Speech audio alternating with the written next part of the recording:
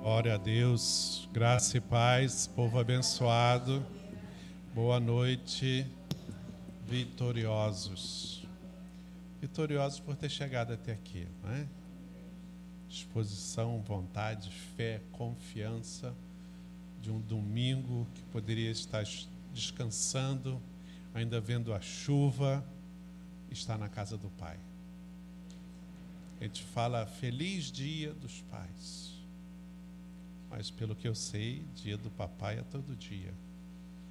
Dia de adorar a Deus é todo dia. A quem nós chamamos de pai, né? Separar um dia só do ano ou da semana, qualquer pai ficaria triste. É por isso que todos os dias nós temos que falar com o Papai do Céu. Não somente me abençoa, me abençoa, me abençoa, mas dizer o que nós sentimos por Ele, o que nós queremos estar com Ele. E é claro que o nosso Pai físico, o nosso tutor, aquele que cuida de nós, aquele que nos acompanha, aquele que nós adotamos como Pai, também é bom falar, né? Assim como nós pais gostamos de ouvir, é uma bênção. E como é o Dia dos Pais, eu acredito que você já tenha tido um bom dia, porque nós já temos orado para que as famílias da Igreja Mais Vida sejam abençoadas a semana toda. Mas se hoje ainda foi assim mais ou menos, aconteceram algumas coisas, até meia-noite Deus pode fazer muita coisa. Deus pode mudar o quadro, a situação, o nosso destino. Ainda é um feliz Dia dos Pais, tanto para os pais quanto para os filhos, né?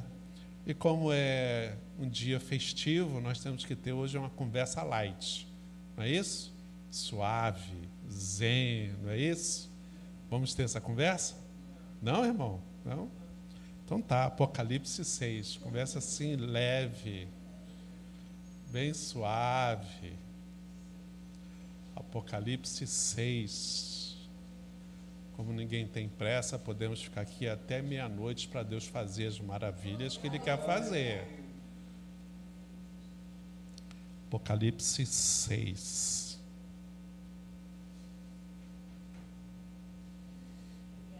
Alguns ainda procurando.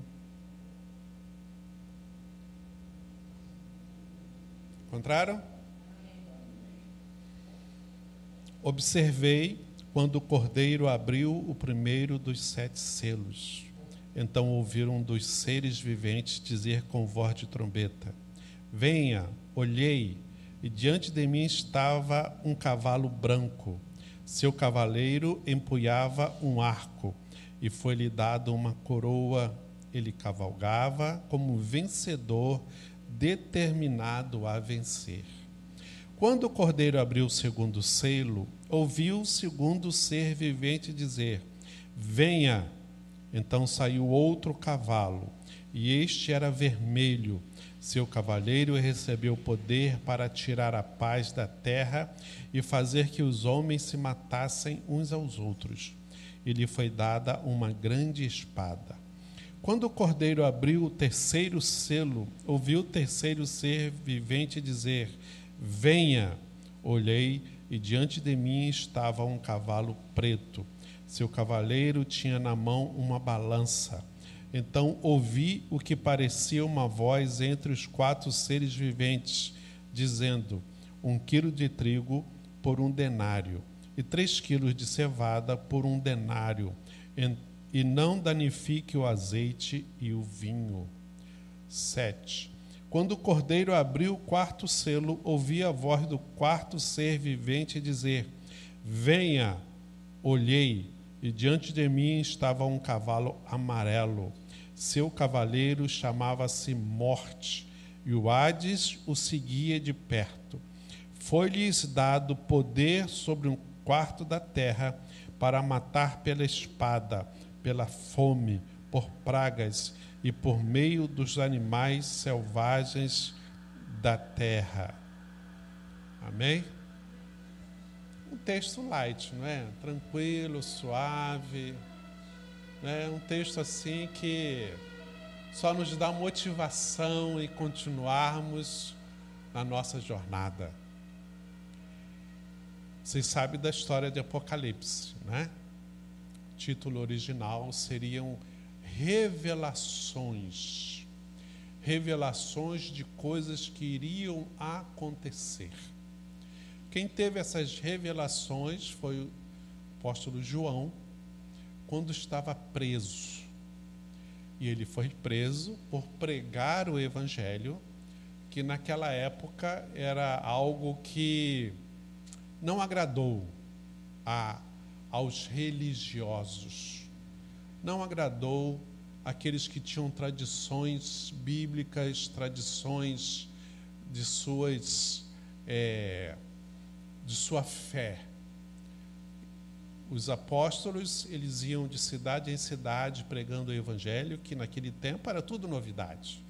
Hoje, para todo lugar que você vai, tem igreja, tem Bíblia, exceto aqueles países que perseguem o evangelho, né? Mas na maioria dos países você vai encontrar, em algum momento, por mais distante que seja, você vai ter uma igreja, seja ela evangélica, seja ela católica, cristão que prega o evangelho. Mas naquele tempo não, era novidade esse tipo de pregação que os apóstolos estavam fazendo. Então desagradou tanto a quem não era povo de Deus, né, vamos dizer assim, quanto quem era povo de Deus, que na época eram os judeus e os simpatizantes da religião judaica. Então era tumultuada a presença dos apóstolos naquelas cidades, porque os apóstolos, quando falavam, eles exerciam algo que Jesus deu para eles. Diga aí, autoridade. E Jesus falou: vocês terão autoridade, expulsarão demônios e pisarão na cabeça da serpente. Então, quando os apóstolos chegavam, isso acontecia, chamava a atenção. Eles oravam, as pessoas eram curadas. Eles oravam, as famílias eram reajustadas. Eles oravam e as coisas, os espíritos imundos eram expulsos, né? Então, isso aí atraiu a atenção do povo, atraiu a atenção da classe média e atraiu também a atenção dos ricos. É claro que o povo, vamos dizer assim, aqueles que estão lá na base da pirâmide, a maioria entendiam aquilo e viam respostas, viam soluções para os seus problemas. A classe média, um pouco mais intelectual, já pensava duas vezes, mas muitos entendiam e aceitavam o evangelho. Os ricos era mais difícil, mas acontecia também de serem impactados por aquela palavra. Então, esse tumulto que acontecia na cidade, tipo, quando a gente vê na televisão, às vezes, vai ter um show, e aí abre a estreia, e os fãs daquele cantor, daquele grupo, acampam-se uma semana lá na porta do estádio, da bilheteria, para comprar. Os fãs vão para a porta dos hotéis para ver o seu ídolo. E ainda mais nos dias de show, para tudo para ver. Então, assim estava acontecendo com os apóstolos. Que aquela cidade, aquele bairro, sabia que um apóstolo ia chegar, pronto, causavam o tumulto. Por isso que quando foram falar com Saulo, falavam: esses homens, eles causam tumulto. Porque isso acontecia. Então, um desses foi o João, e de tanto ele pregar, ministrar a palavra, ele foi preso e colocado numa ilha, chamada Ilha de Patmos. Meio que deserta, sem ter como fugir, e ficavam ali até morrer, não tinham mais respostas. E ali, ele orando a Deus, ele começou a ter revelações. Diga aí, revelações. Muda tudo. Muda tudo. E João, quando você lê o livro de Apocalipse, vai entender que João não entendia nada. Não entendia nada. Ele via aquelas coisas, ficava assustado, ficava com medo, porque por mais que eles tivessem experiências, vamos dizer assim, espirituais, de curar, de expulsar demônio, de ver os anjos, não é? De ver sentir a glória de Deus, aquele tipo de coisa que ele estava vendo assustou. Mas ele foi anotando e chegou até para nós agora, não é? Esses escritos. E eu acredito que se nós tivéssemos hoje essas mesmas visões, nós também ficaríamos assustados. E nós oramos até para que Deus nos dê essas visões, para que Deus nos mostre coisas dos céus abertos. A gente quer ver as coisas lá do céu, mas você tem que estar preparado para o que Deus vai mostrar, porque Ele só vai mostrar aquilo que vai servir para nós como um propósito, vai servir para nós como uma finalidade.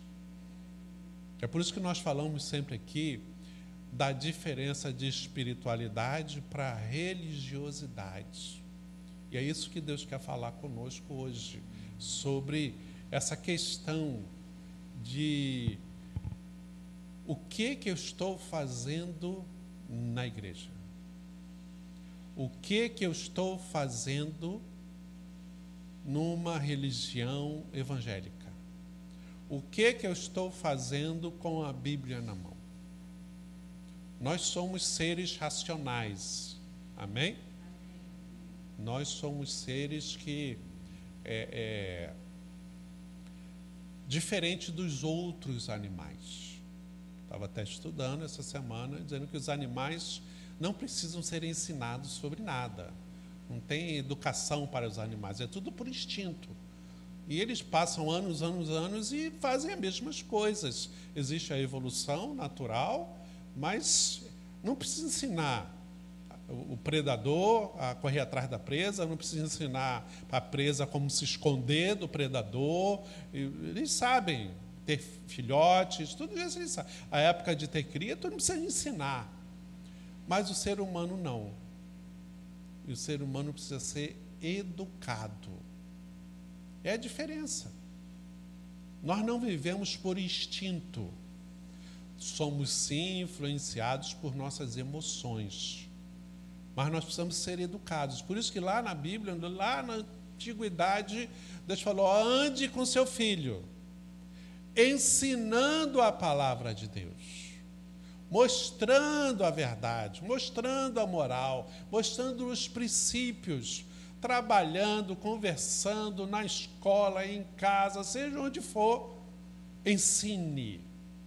Porque se você não ensinar, outros vão ensinar outras coisas.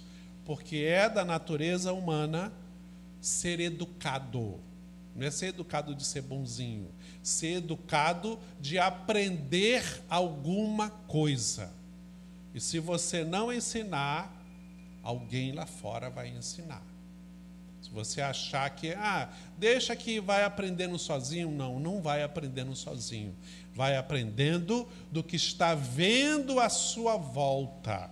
Aí é o risco dos filmes, das TVs e agora da internet, dos desenhos, dos filmes, né? Está uma moda aí, da moda rosa.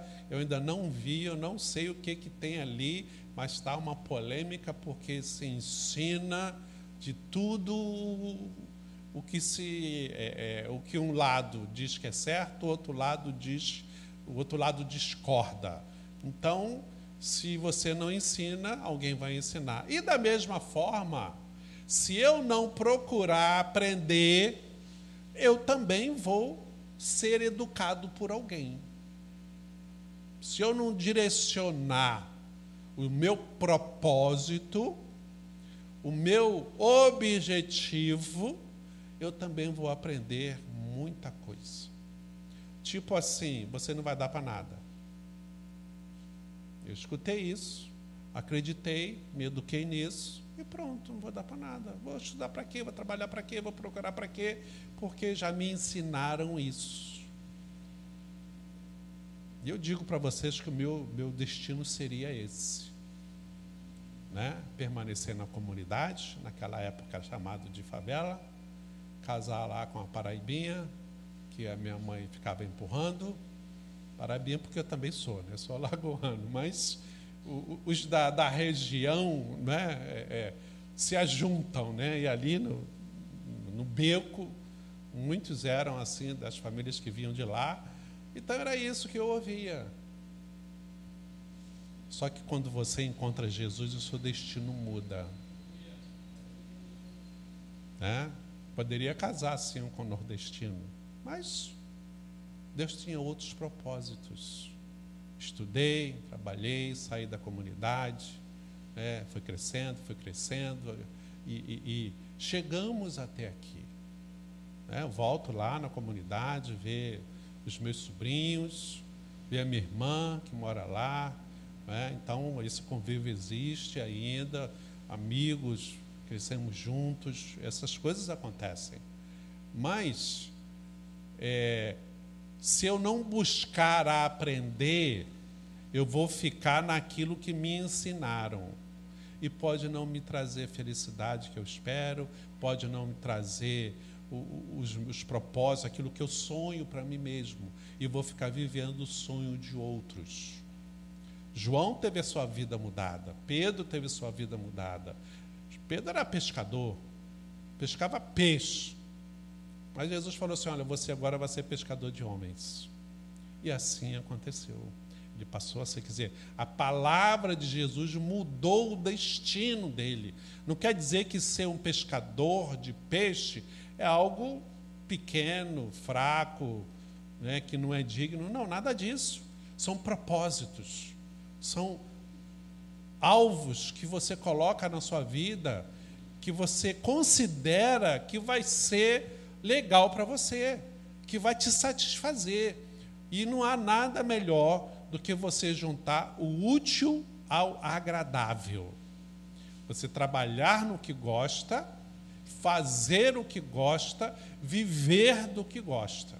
A motivação é muito mais fácil. Quando acorda de manhã, olha, já está com meio-dia ganho. Outra metade do dia é brigar com os gigantes e com os ursos e com os leões para chegar ao final do dia vitorioso, como nós somos em Jesus. E aqui João, ele estava ali preso porque exerceu a sua chamada, o seu propósito, ele largou tudo para um novo destino e estava ali.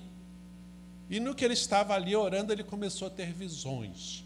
Essas visões podem ser visões de olho aberto, ver acontecendo as coisas, ou pode ser um sonho, né? E ele ver as coisas, acordar e lembrar de tudo o que aconteceu, e começou a escrever.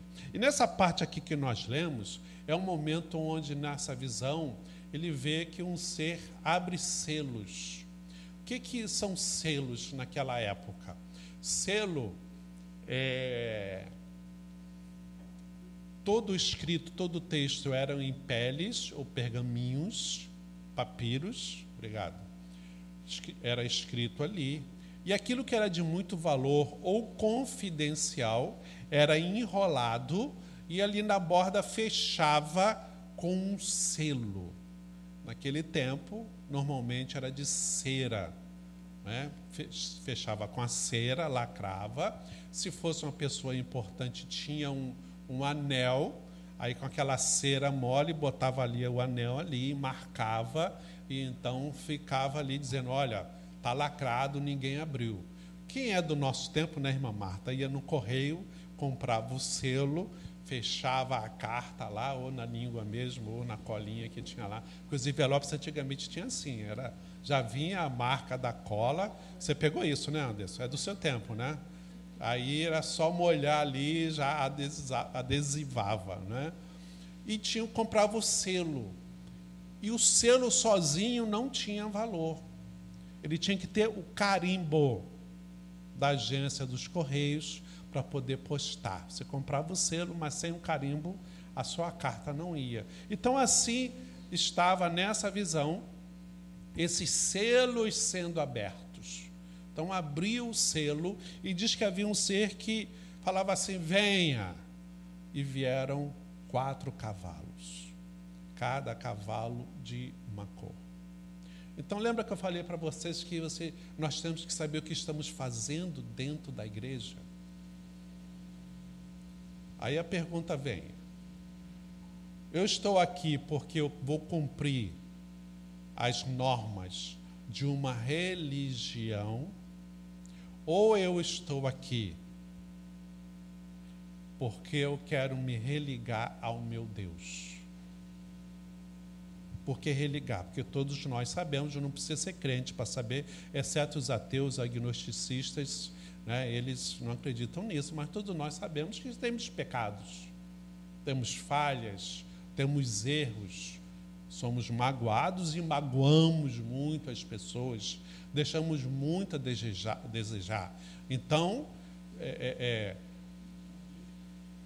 a aproximação com Deus, quando nós nos entendemos como gente, opa, estou longe de Deus. Se eu não estou longe de Deus, a cidade está longe de Deus, o país está longe de Deus, o mundo está longe de Deus, porque o que se vê não é de Deus.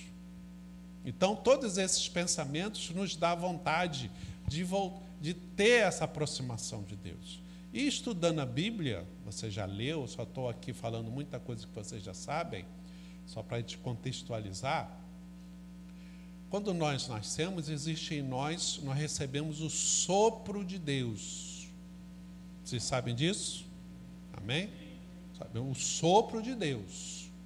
Por isso que para uma criança o bebê ser considerado vivo, precisa respirar. Só é contado a hora do seu nascimento quando respira. Inclusive tem até os partos debaixo d'água, que bota ali a piscina, sei lá o que é, e ali nasce, é tratado lá de baixo, limpo e tal, né? Cuida da mãe, cuida daquele debaixo da água. Só quando sai da água e respira, aquele ali é o momento do nascimento. Então esse sopro é o sopro de Deus em nossas vidas. Então esse sopro que está dentro de nós quer voltar para Deus. Por isso essa ânsia, esse desejo das pessoas, do ser humano, está em contato com Deus. Os ateus e agnósticos, 5%, 10% da população, são muitos poucos. A maioria, de algum jeito, quer ter contato com Deus, seja através do Evangelho, seja através de um Deus, ou de vários deuses, seja através daquele ser maior, seja através daquela luz esplêndida, seja através, né, de entidades, não importa, o desejo de estar com Deus vai fluindo conforme nós vamos crescendo. E aí é o que se tem a religião, do grego religare.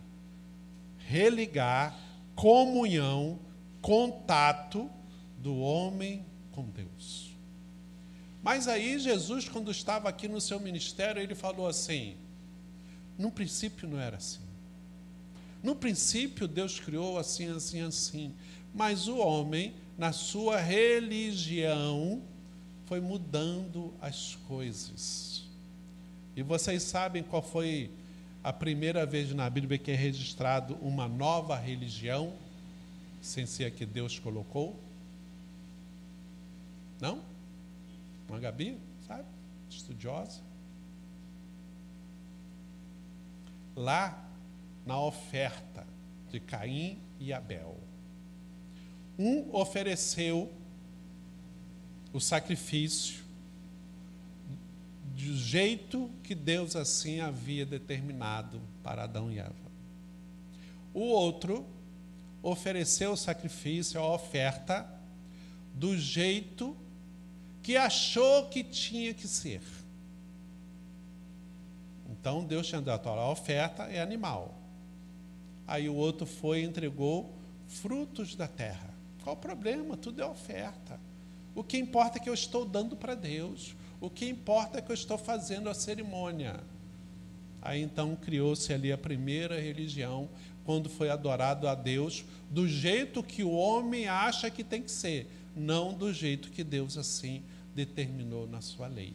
E dali em frente, o que apareceu de religião, de formas, de tradições, de cerimônias para buscar Deus, foi só crescendo. E aí veio Jesus. Olha, não é bem assim um negócio, não. Vocês estão aí, né, seguindo o que está escrito, mas importa adorar a Deus em espírito e em verdade. Lembra do Espírito que está dentro de nós? Então, esse é o objetivo. Mas como que eu vou saber qual é a forma certa de adorar a Deus? Vamos fazer um desafio aqui, como o Lucas fez hoje? Alguém vai vir aqui pregar sobre isso. Né, Ronaldo? Aceita o desafio? Pregar aqui sobre isso um dia? Um dia, não, você vai vir aqui. Vamos marcar uma quarta-feira para você aqui ministrar para a gente, que eu sei que você sabe. Todos aprendemos juntos. Mas Jesus foi mostrando que não é como nós achamos que deve ser feito. Deve ser feito como assim Deus já determinou. Para nós cristãos, seguidores de Cristo, é de acordo com a palavra de Deus. Os judeus, fariseus, escribas, saduceus, eles também seguiam a mesma Bíblia. Só que eles seguiam muito mais os livros do judaísmo do que as Sagradas Escrituras. E aí é que pegava a situação complicada. Temos aí a parábola do bom samaritano, que veio um sacerdote, veio um profeta, veio um empresário, veio um monte de gente e não ajuda o necessitado na rua. Mas vem o samaritano e ajuda, ainda paga para socorrer aquela pessoa. O samaritano para os judeus era uma pessoa imunda, ruim, uma praga, uma peste, não tinha nada de bom. Aí Jesus estava mostrando que não é a aparência, não é o lugar, não é de onde veio. É o espiritual. É o sentimento de amor. Porque perguntaram para Jesus: Senhor, qual é o maior mandamento? O maior mandamento é amar a Deus sobre todas as coisas. Acabou, resolveu, respondeu a pergunta. Aí você passa na rua aí, aqui entre nós, quem ama a Deus aqui? Quem ama a Deus aqui? Levanta a mão. Isso. Todo mundo aqui ama a Deus. Mas Jesus completou: e semelhante a este, amarás o próximo como a ti mesmo. Aí pegou. Porque se eu amo o próximo como a mim mesmo, eu vejo uma pessoa caída, eu vou parar para tentar ajudar ou fazer alguma coisa. Ou me preocupar, mesmo que eu não pare, mas pelo menos eu vou me preocupar. Quando eu vejo alguém na rua e não consigo fazer nada, eu pelo menos oro. Pelo menos boto na mão de Deus, pelo menos, né, fazer alguma coisa. Mas tem uns que olham e não estão nem aí. Estão nem aí. Então, Jesus veio resgatar esse sentimento para com Deus e para com as pessoas, que é o propósito da criação. Vivermos em comunidade, vivermos em comunhão. Lá em Gênesis, lá no Jardim do Éden, a Bíblia diz que Deus vinha conversar com aquela família na virada do dia. Deus vinha ter essa ligação com eles, e Ele quer restaurar isso em nós. E nós perdemos o caminho, nós perdemos as direções, alguém nos ensinou na nossa infância, na nossa adolescência, outros jeitos de ser, e aí estamos pagando pato daquilo que nos ensinaram.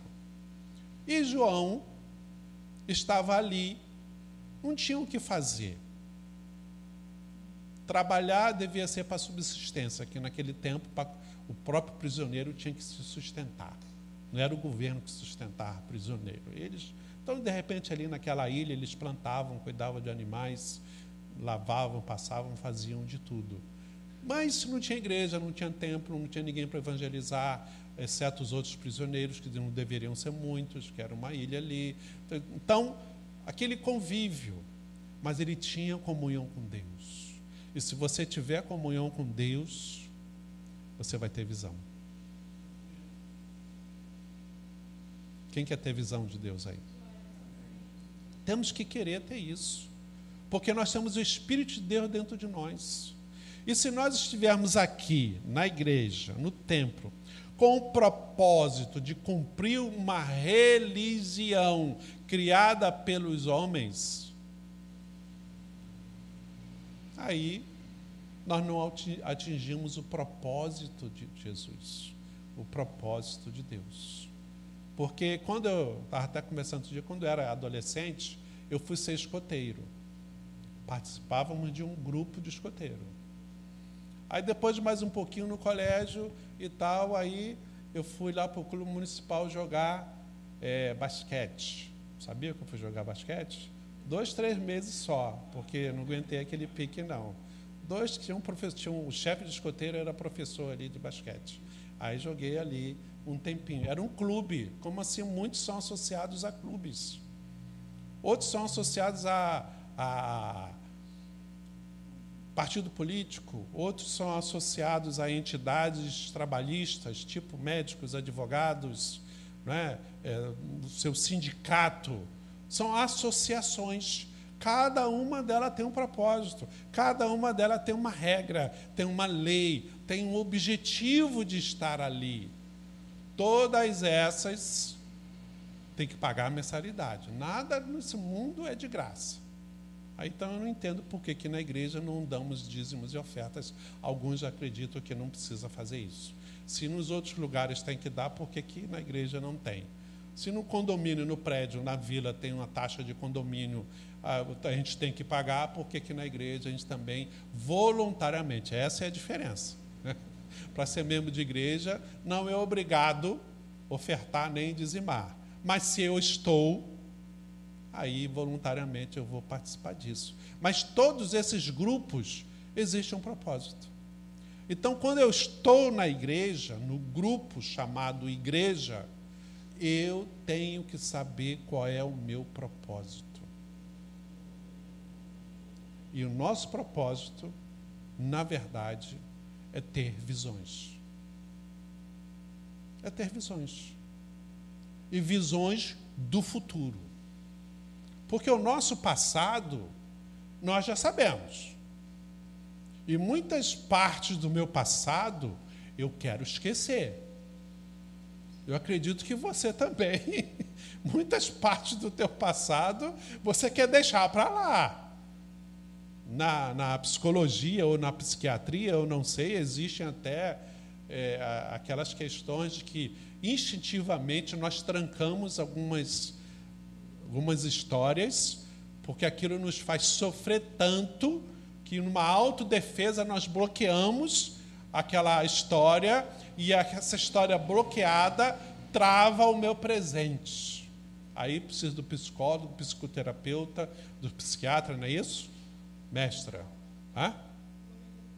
recalque, né? Então, nome técnico, né? Para quê? Para que eu entenda por que eu estou travado hoje. É porque está lá no meu interior, lá no meu subconsciente, alguma coisa que me faz doer tanto que eu fechei, mas aquilo me agarra. É como se fosse um grilhão. A Bíblia chama de grilhão, que me prende lá naquele passado e eu não consigo mais andar. A cura espiritual dada por Jesus, ela proporciona isso. E se espiritualmente a gente não consegue, a gente tem a ajuda dos profissionais da área de saúde para nos ajudar nisso. Então, se você está lutando aí com algo do passado e não consegue resolver, eu, como pastor, te indico, procure ajuda profissional. Porque o conjunto de ajudadores, com o Espírito Santo, igreja, Bíblia, psicólogo, psiquiatra, família, tudo isso vai nos favorecer para que eu tenha um futuro. Então, meu propósito estar na igreja é ter visões do futuro. Tanto espirituais, familiares, profissionais, pessoais. Porque a visão do futuro é que me dá motivação para continuar andando. A gente não vê no texto, no livro de Apocalipse, João falando assim: Deus, eu não quero mais ter essas visões. A gente não vê escrito. A gente vê escrito: eu vi. Até o último capítulo ele está falando assim: eu vi. Então ele permaneceu com Deus, vendo coisas que ele não entendia, que ele não compreendia, mas ele permaneceu em Deus. Então, quando você hoje, no presente, tem visões do futuro, você sabe qual o caminho a seguir. Você sabe se está no caminho certo ou se precisa mudar. Algumas visões que ele teve mostrou o futuro de Israel. Isso quer dizer que Israel deveria mudar o seu jeito de ser. Mas não mudou. Então Deus, muitas vezes, várias vezes, vai nos mostrar o nosso futuro, mas não é mostrar assim: olha, está predeterminado que isso vai acontecer com você. Não. Quando Deus mostra uma visão, Ele está te mostrando o futuro. E você vai avaliar: preciso mudar. Estou bem, vou continuar nessa caminhada. Preciso correr mais, porque do jeito que eu estou, vai demorar a alcançar o objetivo. Então, a visão que Deus nos concede é para nós nos situarmos no hoje, para chegarmos lá no futuro. E quando chegarmos lá, não nos assustarmos com o que nós vamos ver, porque Deus já nos mostrou. Então, passando o tempo, João ouviu uma história, uma mensagem que veio de Jerusalém. Olha, Tito botou fogo em Jerusalém. Eu já vi isso. Para João não era mais novidade. Olha, teve seca. Não. Para todo mundo foi assustador, como nós estamos assustados em ver os jornais com as inundações em uns lugares e o incêndio em outros lugares. Essa ilha ali do Havaí, 80% da ilha se queimou e aproximadamente 80 pessoas morreram. Então isso nos assusta. Mas quando João ouvia essas notícias, ele falava assim: eu já estou sabendo. Deus já tinha me mostrado. E se Deus nos mostra, eu tenho como correr da coisa ruim. Eu tenho como fugir daquela tragédia que vai acontecer. E isso é uma coisa que aqueles que não são espirituais não têm.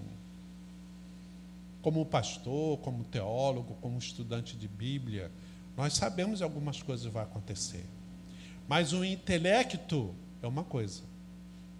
E a ação de Deus espiritualmente em nossas vidas é outra. Porque tem gente que não tem intelecto, vamos dizer assim, de conhecimento didático, não tem teologia, às vezes não tem nem conhecimento bíblico, mas o Espírito Santo dá visão. E essa visão faz com que essa pessoa dita simples tenha sucesso na vida. E aquele que tem estudo, que tem tempos na igreja, aquele que tem um bom lastro de situações, está padecendo. E muitas vezes no mesmo problema, na mesma situação. E aquele que é mais simplório está tendo bênçãos em cima de bênçãos. Então, essa visão que ele teve de 4 cavalos. Cada cavalo tinha um propósito. Só coisa ruim. E nós estamos vendo, se você for estudar, são coisas que já estão acontecendo no mundo. Peste, fome, morte, uns contra os outros, né? Diz os textos. Para que os homens se matem uns aos outros, para que o cavaleiro tenha uma balança, para que não tenham o que comer. O outro diz que para matar pela espada, pela fome, por pragas, por meio dos animais selvagens da terra. A gente vê aqui algumas cidades, os escorpiões estão entrando dentro das casas, mordendo as pessoas. Dengue está matando, né? Chikungunya, são coisas que estão acontecendo, que são pragas. Será que são esses cavalos que foram soltos? Então, se nós temos uma visão espiritual, eu vou poder me preparar para o futuro. Mas aí vem alguém e diz assim, não, isso aí é história de pastor, não, isso aí é a igreja que está querendo manipular os seus membros, as ovelhas, para ter o controle na mão, para que esses membros fiquem com medo, esses membros fiquem assustados, e então fiquem dependendo da igreja, e então eles vão, dão os dízimos, oferta, dão o dinheiro todo, a igreja fica rica, o pastor fica rico e a pessoa continua ruim. Não. O propósito de Deus é que você tenha uma visão do seu futuro e você então possa se preparar para ele. Amém? E como vamos ter certeza de que o que está escrito aqui é verdade ou não? Se a religião que eu estou seguindo, se o ensino que eu estou aprendendo, sendo educado, é verdadeiro ou não? Como é que nós vamos fazer? Hein, irmã Marta? Fala aí. Qual o versículo bíblico que me fala sobre isso? Vou perguntar ali para a professora teóloga. Qual o versículo bíblico? Fala aí. Jesus diz, errais, o quê? Não conhecendo as Escrituras. Excelente quando você lê 10 livros por ano, 8 livros por ano. Livros de quê? Todo tipo de assunto eu leio. Mas se você não lê as Sagradas Escrituras, como crente, está complicada a sua vida. Porque quando eu leio a Bíblia, eu vou ter certeza, leio e estudo a Bíblia, conheço a Bíblia, né? Eu vou ter certeza de que o que ela está dizendo é verdadeiro. Em que ano que João escreveu esse livro aqui? Aproximadamente. Não sabem? Nem eu. Entre 90 e 100. Ano 90 e ano 100 que foi escrito esse livro e a partir daí foi replicado. Mas vamos lá, para nós encerrarmos. Zacarias capítulo 6 também. Zacarias, capítulo 6.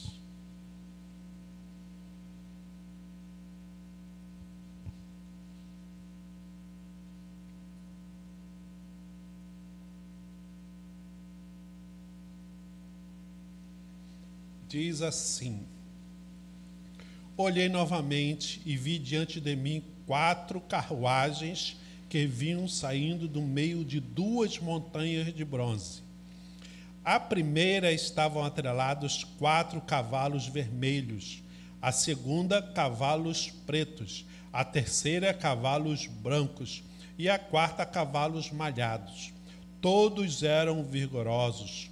Perguntei ao anjo que falava comigo: que representam estes cavalos atrelados, meu senhor?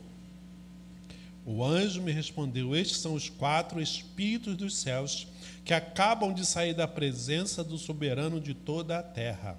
A carruagem puxada pelos cavalos pretos vai em direção à terra do norte. A que tem cavalos brancos vai em direção ao ocidente. A que tem cavalos malhados vai para a terra do sul. Entenderam? 2000 anos antes de João, Deus já estava dando visões aos seus servos do que iria acontecer no futuro. Então isso nos mostra que o que está escrito nas Sagradas Escrituras é verdadeiro. Não tem como João inventar essas coisas. Não dá para você achar que quem escreveu a Bíblia foi alguém aqui em 1500, em 1400, 1300, né, que houve ali as cruzadas, a reforma protestante. Não há alguém que escreveu, dizem isso por que alguém escreveu para manipular. Mas só que são anos de distância que a mesma coisa foi falada. Então só nos dá o sentido de que o que Deus tem escrito na sua palavra, ela é verdadeira, viva e digna de aceitação. Quem é o autor da Bíblia? Aqui está escrito, o autor aqui desse livro foi Zacarias, o autor do livro de Salmo foi Davi, o autor do livro de João foi João. Não. Esses são escritores, porque o autor da Bíblia é o Espírito Santo. Ele que revela. Então, quando é uma pessoa só, a lógica de pensamento é a mesma. Desde o prólogo, que fala, introdução, capítulo 1, até o epílogo, o final, é uma sequência de pensamentos lógicos que é da cabeça daquele autor. E ele vai se confirmando durante o livro todo. Quando você pega um livro que se contradiz, você já sabe, esse cara copiou de alguém. É por isso que tem que botar a referência. Conforme fulano de tal, no livro tal, do ano tal, escreveu assim, assim, assim, assim. Então, nós vemos que de Gênesis a Apocalipse, o autor foi um só, a mensagem é uma só. O seu futuro, ele vai até a eternidade. E você escolhe o seu futuro enquanto você tem vida. Ou para o céu, ou para o inferno. Ou para a presença de Deus, ou para a ausência de Deus. Então, quando Deus nos dá visões, mesmo que visões que a gente não entenda, você já pode tirar de antemão uma conclusão. Deus me ama e quer o melhor para mim. Ele está me mostrando qual o caminho, qual é o meu futuro, se eu continuar como eu estou no presente. Eu tenho que mudar a minha vida agora no presente, para que lá no futuro esses cavalos aqui não me alcancem. Essas carruagens não me alcancem. Quando acontecer essa história, eu estou longe disso. Teve não é maremoto não, que vem as ondas fortes. Tsunami. Um país desse tem uns 15 anos atrás, 20 anos, 15 anos, que a Indonésia, tsunami da Indonésia, que acabou com o país. Foi coisa horrível. E nós ouvimos isso de pessoas que estiveram lá, ajudadores da Defesa Civil da Igreja Batista do Dallas, que veio aqui na prefeitura dar treinamento de defesa civil para as igrejas. E eles estavam falando que eles estiveram lá para ajudar a contaminação de água, pessoas mortas, bichos mortos e não sei o que, não sei o que. E eles descobriram pessoas onde o pastor teve uma visão. O povo subindo para o monte. E ele convocou a sua igreja para o monte naquele dia. Eles começaram a subir. Conforme subiram, eles foram encontrando, Anderson, outros grupos, outras igrejas. Não eram um monte, porque o país é perseguidor, mas encontraram outros grupos subindo para o monte, para orar, para buscar Deus, para adorar. Essa era a visão. Buscar Deus. E quando eles estavam lá em cima no monte, veio o tsunami e não pegou eles, porque eles já estavam no alto. Então, aquelas pessoas que tiveram visão se livraram da morte certa. Então, se nós hoje tivermos visões, mesmo que nós não entendamos, busquemos entender. Aqui em Zacarias, ele fala assim: ô ser, o que quer dizer isso?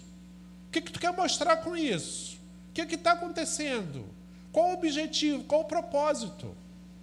E é por isso que eu discordo desse negócio de que a ovelha é teleguiada. Não, a ovelha tem um bom pastor.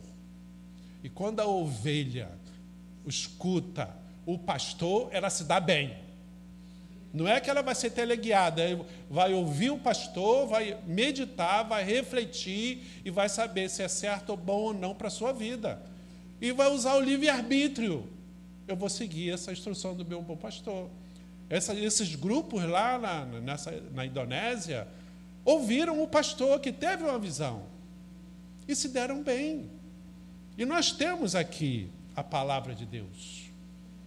Se o pastor da nossa igreja, da Igreja Mais Vida, não tiver visão, a Bíblia já está nos dando, já está nos orientando. E não podemos realmente ser esses que escutam a pregação, entra por um ouvido e sai por outro. Os melhores crentes, entenda isso, são os questionadores. Não são máquinas, não são teleguiados, são pessoas que estão usando a sua liberdade para construir o seu futuro. Conhecereis a verdade e a verdade vos libertará. Eu conheço, porque Deus está me dando visão do meu futuro. Se eu continuar nessa pegada, vou ser assaltado lá na esquina. Não, mas está todo mundo indo para lá. Está todo mundo fazendo. Inclusive, outras igrejas estão indo naquele... Não, mas Deus está me dando visão. Eu não estou entendendo por quê. Mas se eu tenho conhecimento, se eu tenho comunhão, se eu estou religado com Deus, vou não. Mas por que não vai? Toda igreja faz, por que aqui não faz? Não. Eu estou tendo uma visão. Eu não estou entendendo por quê, mas eu prefiro seguir a visão. Porque se eu errar, quem me deu a visão vai consertar tudo. Eu tentei fazer, não consegui. Mas quem me deu a visão acerta todas as situações que ele viu a minha boa vontade, ele viu a minha ideia, ele viu a minha intenção, ele viu que eu compreendi, só não consegui aplicar, é outra história. Mas eu fiz aquilo que a visão me deu. Então, tome atitudes espirituais. Busque as visões de Deus. Se não entender, faça aqui como Zacarias. Você, o anjo, o Jesus, o Deus, pastor, pastora, professora de escola bíblica dominical, teólogo, me explica isso que eu não estou entendendo. E vai até compreender. Assim como os problemas que surgem na nossa vida, vai perguntando. Em algum momento Deus vai responder. Tinha uma mulher que tinha uma ação na justiça e o juiz de nada. Juiz, olha a minha causa. E nada do jeito, isso é besteira, não tem dinheiro aí. Juiz, olha a minha causa. Aquela mulher ficou ali perturbando o juiz. Até o juiz perguntou para os assistentes: o que essa mulher está querendo? Está querendo a causa dela. Mas ela está aqui dias já me perturbando ela. Ela não sai daí enquanto não tiver mais resposta. Dá logo o que ela quer. Não é que Deus é um justo, é injusto, não é isso. É que Deus vê a sua persistência, vê a sua insistência. Deus vê o seu propósito, o seu objetivo, o seu alvo. Determinação. E é isso que muitas vezes falta em nós, essa determinação. É por isso que Jesus falou assim um dia: olha, eu vou embora, mas eu vou mandar para vocês outro Consolador. Ele vos fará lembrar de tudo o que eu tenho dito. É o autor da Bíblia. O Espírito Santo. Outro Consolador, não é... Alguns leem o versículo dizendo assim: o Consolador. Não é o Consolador. É outro Consolador. Porque Jesus é uma pessoa, o Espírito Santo é uma pessoa e o Pai Criador é uma pessoa. São distintos. Três que se juntam num só. Quando chegar lá no céu, a gente pergunta como funciona isso. Mas são três num só. Deus trino. E aí Jesus, no seu último dia ali, junto com os discípulos, falou assim: olha, vocês vão fazer isso aqui para se lembrar de tudo que eu tenho dito. Para lembrar de que a nossa estada aqui é espiritual. E que nós temos um futuro. E esse futuro está perto de acontecer. as bodas do Cordeiro. Eu vou, mas eu vou voltar. Enquanto eu estou lá, eu vou preparar mansões para vocês, lugares para vocês passarem a eternidade. Mas enquanto isso, perseverai na fé. Enquanto isso, se lembrem do que eu estou dizendo. E por conta disso, eu faço uma nova aliança. Porque até aqui as alianças fraquejaram. Não por conta de Deus. Por causa dos seres humanos que vão religando do seu jeito, botando as religiões do seu jeito. Mas eu agora estou estabelecendo uma nova aliança. Através do meu corpo. Através do meu sangue. Não com sangue de terceiros, de animais. Não com sangue de animais que agem por instinto. Não. Essa nova aliança, ela é baseada no amor de Deus. Porque Deus amou de tal maneira que deu o seu único filho para que todos tenham um futuro, uma vida eterna com Ele. Vida eterna é o futuro que Deus determina para nós.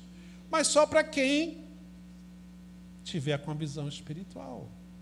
Só para quem perseverar nesse caminho. Porque não é obrigado. Ninguém está aqui obrigado. Se tem alguém aqui obrigado, você corre grande risco de se converter. Você corre grande risco de entender esse amor. Nesse dia que se fala Dia dos Pais, né, que se traz presente, quer almoçar junto, tomar café junto, né? É esse amor que Jesus tentou mostrar. Porque Jesus abraçou gente boa, gente mais ou menos e gente ruim. O acolhimento que Jesus deu às pessoas superou todas as ideias que se haviam naquele tempo de sociedade, de ideologias, de pensamentos, ou da própria fé que havia naquele tempo. A fé dos judeus é que quem não era judeu não prestava. E Jesus falou: vinde a mim todos. Não importa como. Então Jesus começou a trazer esse futuro diferenciado, que cabe a você aceitar, cabe a você buscar de Deus ter visões, mesmo que não entenda, cabe a você pedir explicação a Deus. Que visão é essa? Para quê? Como? Quando? Daniel também tinha essas visões. Mais simples, que não era profeta, Pedro teve visão. Viu um lençol cheio de animais. Pedro, mata e come de jeito nenhum. A minha Bíblia diz que não pode comer esses animais, não. Isso aí é pecado da minha religião. De novo a visão. Pedro, mata e come. Não, de jeito nenhum. Eu aprendi lá com o rabino, lá com o sacerdote, que não pode. De novo, terceira vez. Não. Meu pastor, se eu fizer isso aí, ele vai me excluir, vai me disciplinar. A minha igreja não permite esse tipo de coisa, não. Aí o que Deus falou na visão espiritual? Pedro estava acordado, não foi um sonho. Ele viu o lençol e ele ouviu a voz. Pedro, não torne impuro aquilo que eu santifico. Aí Pedro continuou sem entender nada. Porque ele não era religioso, assim, de estudioso da palavra. Naquele tempo não era todo mundo que tinha internet para fazer um curso teológico. Mas na mesma hora lá embaixo ele estava num terraço, tocaram na porta. Quem era? Um impuro. Um não judeu. Está fazendo aqui na casa de judeu, você não pode entrar aqui não. Era assim, o impuro, o não judeu não podia entrar na casa de judeu, porque contaminava. Não, tivemos uma visão que mandava a gente vir aqui para procurar um homem de Deus. Entendi. Aí Pedro entendeu, não, eu vou lá com vocês. Os outros judeus, crentes, olharam, como pode? você que é dessa igreja e ir lá naquela outra igreja. É mais ou menos por aí. Eu tive uma visão, não entendi, então eu vou seguir no futuro. É por causa de Pedro que nós estamos aqui. Ele que abriu a porta. Ele não deu continuidade, mas ele abriu a porta. Levou o sopapo de Paulo depois por ter parado o caminho, mas continuou, estamos aqui. E quem quer fazer esse novo pacto com Jesus? É decisão.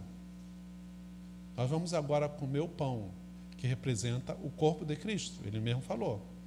Nós vamos beber o vinho, que representa o sangue de Cristo. Quando fazemos isso, nós devemos, e essa é a nossa busca de hoje, Deus, me dá visão espiritual. Deus, me dá visão do futuro. Esse deve ser o nosso pacto para com Deus. De não ser um crente de carteirinha. De não ser um religioso que vai no culto quarta-feira e domingo para escutar o pregador, para cantar, levantar a mão. Não, esse não é o nosso propósito. Nosso propósito é a gente andar na rua e alguém apontar para nós e falar assim: você se veste como ele, você fala como Jesus, você anda como Jesus. Esse deve ser o nosso futuro. Talvez por isso a gente vá ser preso. Situações que nós passamos em casa, no trabalho, com a vizinhança, onde somos afrontados, onde brigam conosco, onde nos magoam, onde nos entristecem. É o preço de você preparar um futuro com Deus. E aí você pergunta, né? O que tu prefere? Viver os deleites da vida que tem aqui na terra e depois ir para o inferno? Ou passar dias difíceis aqui e viver na eternidade com Deus? E aí? Compara 50, 60, 70 anos, né? A apóstola tem uma tia com 102 anos. Que bênção! Mas o que são 100 anos comparado com o infinito? É melhor viver esse infinito com Deus.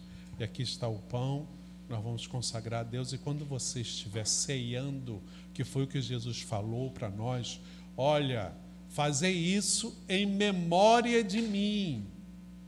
Quando você estiver ceando, você ore a Deus e fale com Deus: Deus, me dá a visão espiritual. Que eu não seja mais um, que eu não seja um número, que eu não seja aquele que tem a carteirinha da igreja, que eu não seja um religioso, mas que eu seja um cristão, seguidor de Cristo.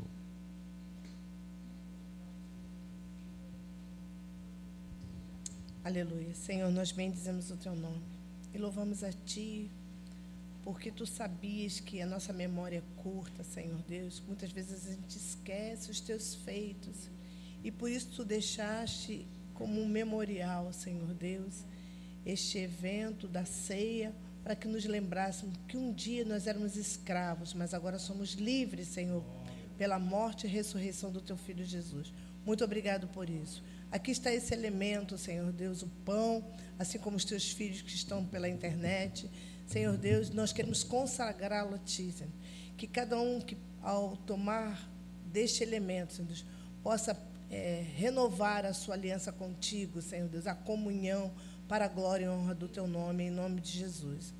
E tendo dito isso, partiu com seus discípulos e disse: comei dele todos. Cristo Deus.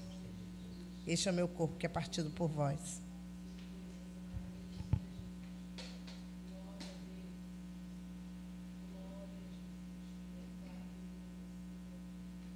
Da mesma forma, Senhor, Te louvamos por este elemento que simboliza o sangue do Senhor Jesus Cristo, o sangue da nova e eterna aliança que foi derramado por nós. Nós Te engrandecemos, Te exaltamos, porque, Senhor Deus, esta alegria não vai mais sair, Senhor Deus. É uma renovação da aliança, desta alegria que encontramos, Senhor Deus, ao termos nossos pecados perdoados. Consagramos esse elemento a Ti, em nome de Jesus. E tendo dito isso, disse: este é o meu sangue que é dado por vós, bebei dele todos. Aleluia. Glória a Deus. Você vai refletir buscando de Deus visão espiritual.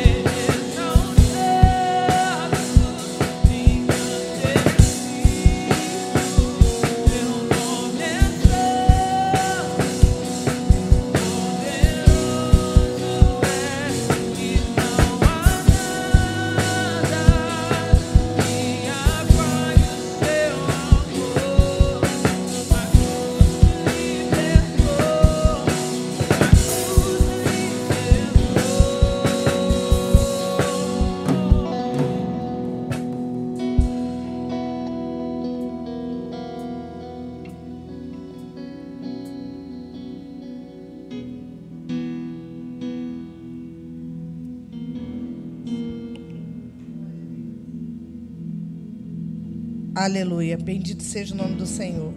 Está escrito: porque recebi do Senhor e também entreguei a vocês. 1 Coríntios capítulo 11, a partir do verso 23. Que o Senhor Jesus, na noite em que foi traído, tomou o pão e, tendo dado graças, partiu e disse: este é o meu corpo que é dado em favor de vocês. Façam isso em memória de mim. Está escrito na palavra do Senhor. E da mesma forma,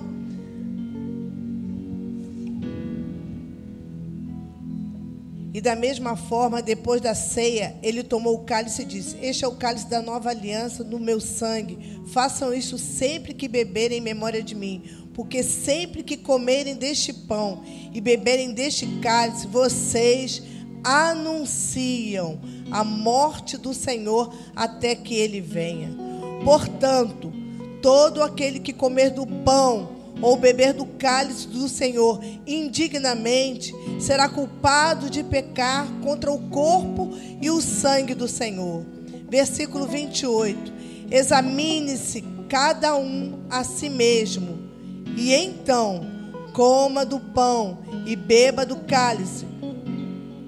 Por isso há entre vocês muitos fracos e doentes, e vários já dormiram. Mas se vós tivéssemos o cuidado de examinar a nós mesmos, não receberíamos juízo.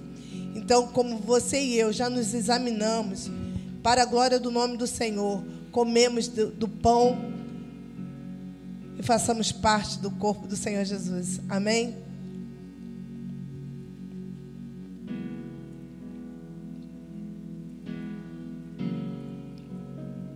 Não é momento de tristeza, aleluia.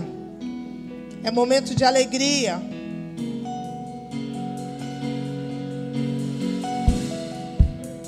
Aleluia. Porque Ele é bom.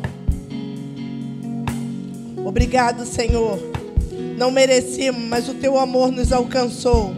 Por isso celebramos. Você que está aí na internet também, celebra o Senhor. Não é um momento de tristeza.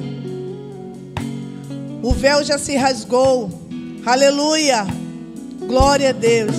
Semelhantemente, Ele tomou o cálice e deu aos seus discípulos, dizendo: este é o cálice da salvação. Bebei dele todos. Aleluia. Glória. Santo. Muito obrigado, Deus. É noite de celebração. Aleluia. Renovamos a nossa aliança. Aleluia. Nada mais nos impede. Aleluia. Ao novo do Senhor. Regozijemos e nos alegremos nele. Aleluia. Glória. Seja exaltado.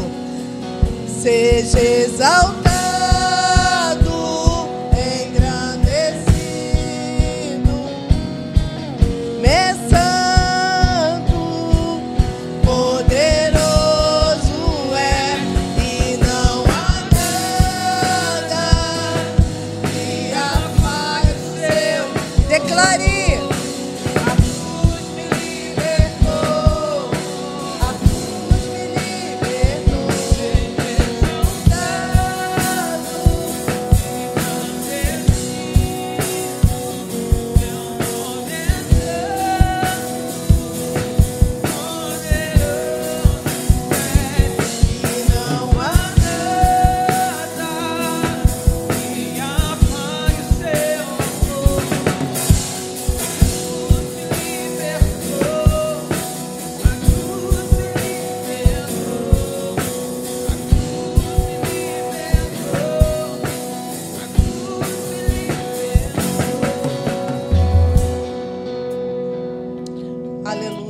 Glorifiquemos ao Senhor, porque Ele é bom. Aleluia, glória a Deus. Existe um texto na palavra do Senhor em Daniel, no capítulo 7, versículo 17, que diz assim: os 4 grandes animais são 4 reinos que se levantaram na terra. Mas o versículo 18, assim está escrito: mas os santos do Altíssimo receberão o reino e o possuirão para sempre, sim, para todo sempre. E é dessa forma que nós vamos sair daqui, crendo nesta palavra que o Senhor tem nos dado. Não andamos por vista, mas por fé. Bendito seja o nome do Senhor. Aleluia! Bom é o Senhor e muito digno de ser louvado. Aleluia! Nesta semana que começa hoje, aleluia, ainda estaremos aqui com vários trabalhos da Casa do Senhor. O projeto social funciona todos os dias, né? Que a igreja já sabe, segunda, terça e quinta, glória a Deus. Quarta-feira, culto de celebração aqui. Sexta-feira pela manhã, oração. E, por motivo de força maior, por enquanto estamos suspensos o curso de adoração no dia 26 de agosto, amém?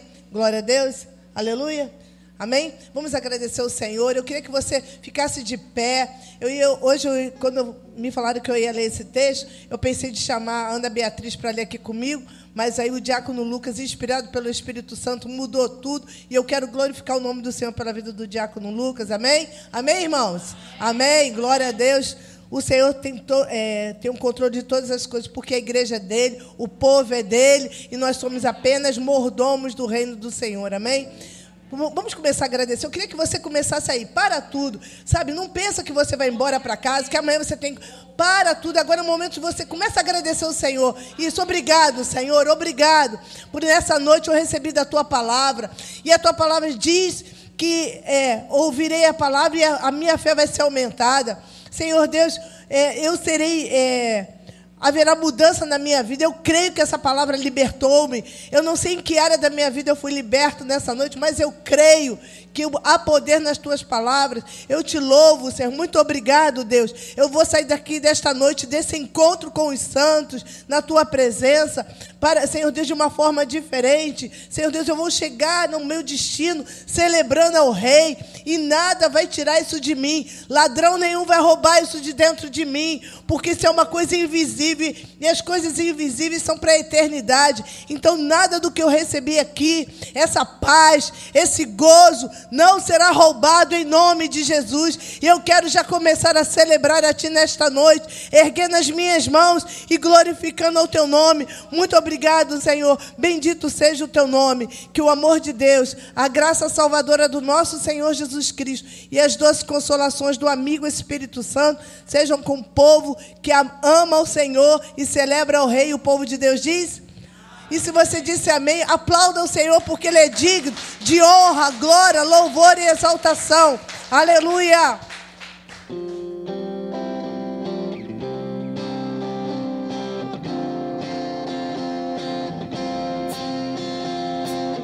Eu te agradeço, Deus, por se lembrar de mim e pelo